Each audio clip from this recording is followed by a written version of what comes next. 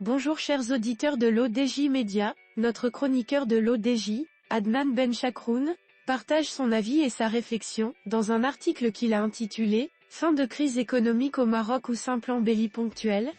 qu'on écoutera ensemble dans ce podcast. Notre ingénieur débute son article de la manière suivante. Les récentes données publiées par le Haut Commissariat au Plan, HCP, offrent une perspective optimiste quant à la trajectoire économique du Maroc au premier trimestre de 2024. Ces informations dévoilent une amélioration tangible, par rapport à l'année précédente, marquée par une reprise dynamique de la demande intérieure. Notre chroniqueur approfondit sa réflexion ainsi. La question demeure cependant, assiste-t-on à une véritable fin de crise économique ou à une embellie temporaire ?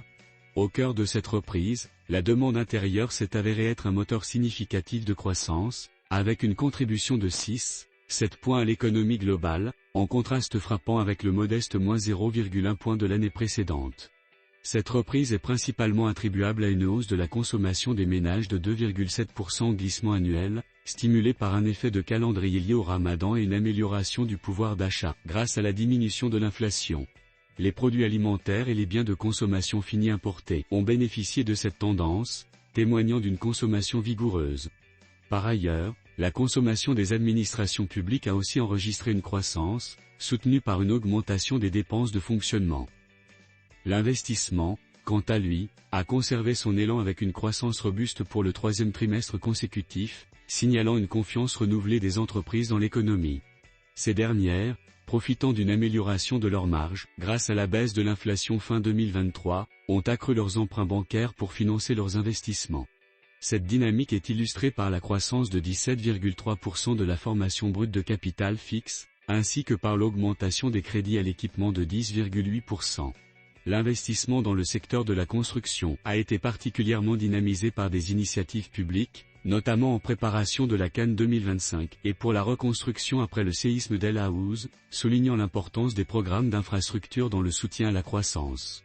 L'évolution de l'inflation est également un indicateur clé de cette phase de reprise.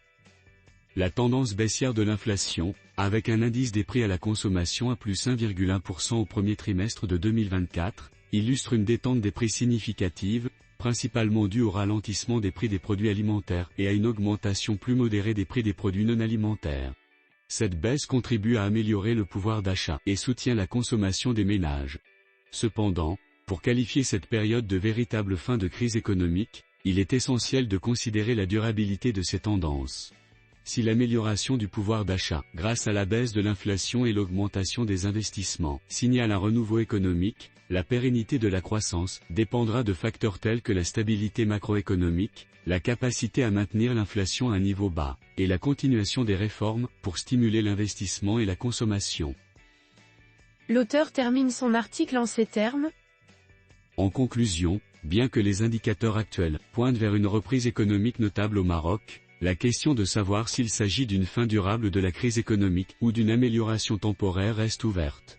La réponse dépendra de la capacité du pays à soutenir cette croissance à moyen et long terme, à travers des politiques économiques prudentes et des investissements stratégiques. Rédigé par Adnan Benchakroun. Merci d'avoir écouté ce podcast de l'ODJ Média. N'hésitez surtout pas à nous suivre sur nos réseaux sociaux, Instagram, Facebook, TikTok, LinkedIn et Twitter. Alors, on se dit au prochain podcast de nos chroniqueurs de l'ODJ, et à très bientôt.